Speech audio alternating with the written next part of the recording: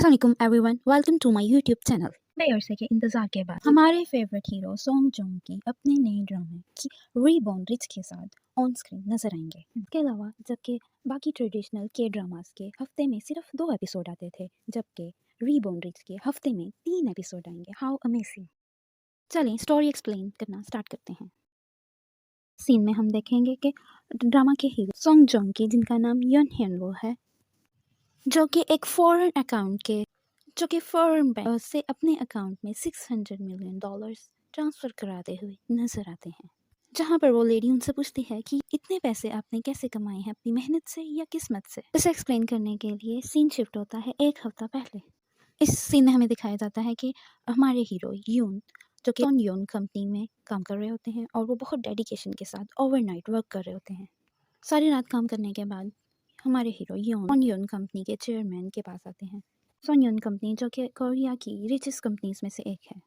दरअसल चेयरमैन पर करप्शन और टैक्सेस ना पे करने के बहुत ज़्यादा चार्जेस लगे हुए थे, जिसकी वजह से रिपोर्टर्स की भीड़ जमा हुई थी, और वहाँ से जहाँ से यून उनको बाहर लेकर चला जाता। आगे सीन शिफ्ट होता है, वो प्रोसिक्यूटर दिखाई जाती है जो कि इस केस को हैंडल कर रही। प्रोसिक्यूटर की बातों से पता चलता है कि वो इस फैमिली पर बहुत अरसे से नज़र रखे हुए है, जो कि एक सिंसियर डिटेक्टिव के तौर पर काम कर रही होती है, तो वो उनको सज़ा दिलवाना चाहती है उनकी करप्शन की वजह से। नेक्स्ट सीन में हमें दिखाया जाता है कि सोन्यंग कंपनी में एक फंक्शन ऑर्गेनाइज किया जा रहा है, जहाँ पर हमें एक न्यूली अपॉइंटेड असिस्टेंट दिखाया जाता है, जिसका नाम होता है शिन।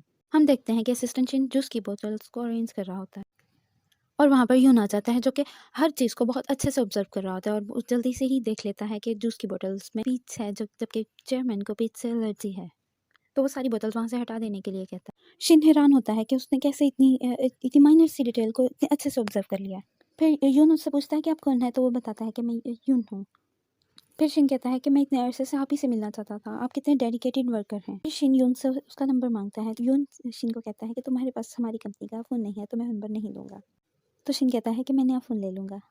नेक्स्ट सीन में अनाउंसमेंट हो रही होती है कि चेयरमैन आ गए हैं। अनाउंसमेंट कुछ इस तरह से की जा रही होती है कि चेयरमैन 1 एंड अल्फा आ गए हैं, जिस पर शिन यून से पूछता है कि ऐसे अनाउंसमेंट क्यों हो रही है, क्योंकि शिन कंपनी में न्यू था।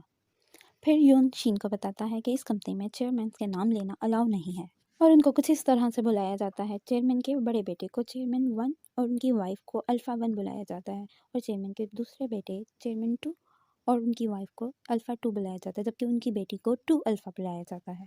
उसके बाद हमें दिखाते हैं कि चेयरमैन 1 का बेटा उनके ऑफिस में आता है और उनसे कहता है कि मैंने आपका प्रोफेशन नहीं ज्वाइन करना। इसी दौरान यून ये नोटिस करता है कि चेयरमैन 1 और उनका बेटा यहाँ वहाँ पर नहीं है, जबकि बाकी के फैमिली मेम्बर्स आ गए हैं, तो वो उनके ऑफिस की तरफ जाता है। फिर हमें दिखाया जाता है कि चेयरमैन और उनके बेटे के दरमियान में बहस हो रही थी, और इसी बहस के दौरान में चेयरमैन को हार्ट अटैक आ जाता है। चेयरमैन का बेटा बहुत ज़्यादा परेशान हो जाता है, इतने में यून वहाँ पहुँच जाता है और वो एम्बुलेंस को कॉल कर देता है। उसी परेशानी के आलम में चेयरमैन का बेटा वहाँ से भाग जाता है।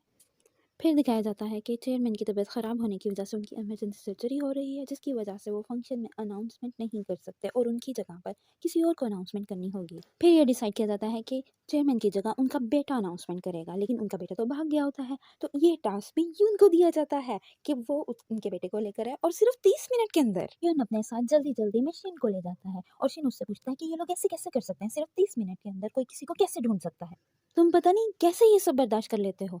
फिर यून शिन को बताता है कि अगर तुम मेरे जैसा बनना चाहते हो तो तुम्हें ये रूल्स फॉलो करना पड़ेंगे। तो यून शिन को बताता है कि मैं हर ऑर्डर को फॉलो करता हूँ, और कोई क्वेश्चनिंग नहीं करता, और ना ही मैं अपनी तरफ से कोई जजमेंट करता हूँ। चेयरमैन का बेटा पागलों की तरह स्टिक उठाकर वर्कर्स को मारना शुरू कर देता है, इतने में वहाँ पर यून आ जाता है। यून सारे वर्कर्स को बाहर भेज देता है, और चेयरमैन के बेटे को बताता है कि चेयरमैन की इमरजेंसी सर्जरी हो रही है, और उनकी जगह पर आपको अनाउंसमेंट करनी होगी। यून चेयरमैन के बेटे से कहता है कि उस कमरे में जो कुछ भी हुआ था मैं किसी को नहीं बताऊंगा, और अब आपको अनाउंसमेंट के लिए जाना होगा, वरना कंपनी का बहुत ज़्यादा नुकसान हो जाएगा। इस बात पर चेयरमैन का बेटा गुस्से में आकर यून के ऊपर कॉफ़ी गिरा देता है। यून की इंसल्ट करने के बाद वो फाइनली अनाउंसमेंट के लिए तैयार हो जाता है। अनाउंसमेंट के दौरान जो स्टैचू रिवील होता है वो उसके ग्रैंडफादर का था, जो कि कंपनी के फाउंडर थे। चेयरमैन के बेटे की अनाउंसमेंट करने के बाद यून जाकर अपने कपड़े बदल लेता है।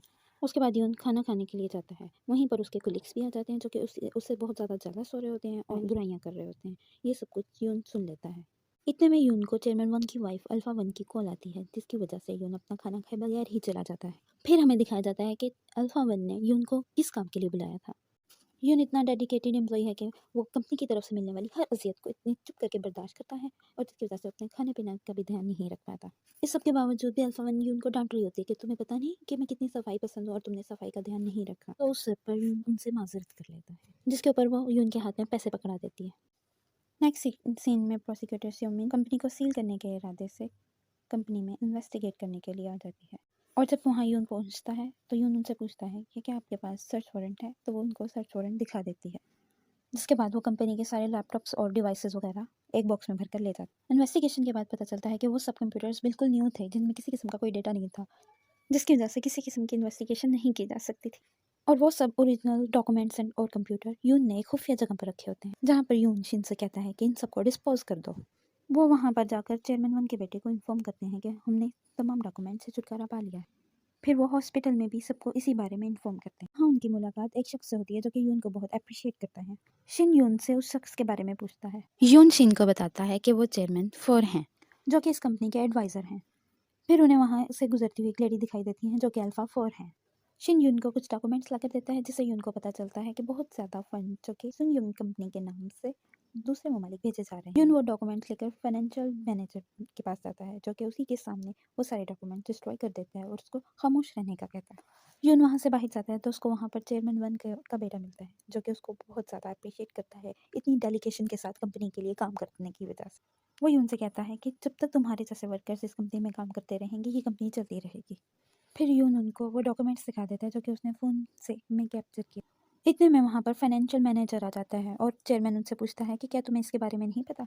ये हो ही नहीं सकता कि तुम्हें इसके बारे में ना पता हो, क्योंकि तुम एक फाइनेंशियल मैनेजर हो। जब उसको पता चलता है कि उसकी चोरी पकड़ी गई है तो वो माफ़ी मांगने लगता है और चेयरमैन उसको फायर कर देते हैं और उसकी जगह यून को रख लेते हैं।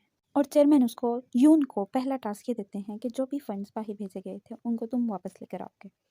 फिर सीन शिफ्ट होता है पहले सीन की तरफ, जिसमें हमें दिखाया गया था कि मिस्टर यून इतनी ज़्यादा अमाउंट अपने अकाउंट में क्यों जमा करवा रहे थे। उसके बाद जब यून टैक्सी में बैठकर जा रहा होता है तो वहाँ पर उसका कोई पीछा कर रहा होता है।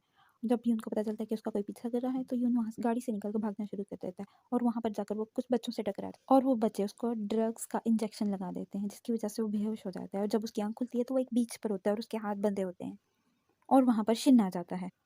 यून उससे पूछता है कि तुम किसके ऑर्डर फॉलो कर रहे हो? तो शिन उसी के डायलॉग रिपीट करते हुए कहता है कि मैं ऑर्डर फॉलो कर रहा हूँ बिना क्वेश्चनिंग के, और वो उसको गोली मारकर समंदर में फेंक देता है। उसके बाद दिखाते हैं कि वक्त में पीछे चले गए। उसके बाद चेयरमैन फोर्ड की फैमिली को दिखाते हैं, जिसमें उनका छोटा बेटा जो होता है थोड़ा काफ़ी वियर्ड बिहेव कर रहा होता है, जो कि यून होता है। उसको खुद भी यकीन नहीं आ रहा होता कि वो यून है और वो जिंदा है। 1980s में चेयरमैन फोर्ड के बेटे की हैसियत से जिंदा है। फिर उसकी मुलाकात चेयरमैन जिन से होती है, जो कि फाउंडर ऑफ द कंपनी थे। तो उसको यकीन नहीं आ रहा होता और वो उनको टच कर देखता है और इसी क्लाइमैक्स के साथ एपिसोड ख़त्म हो जाती है।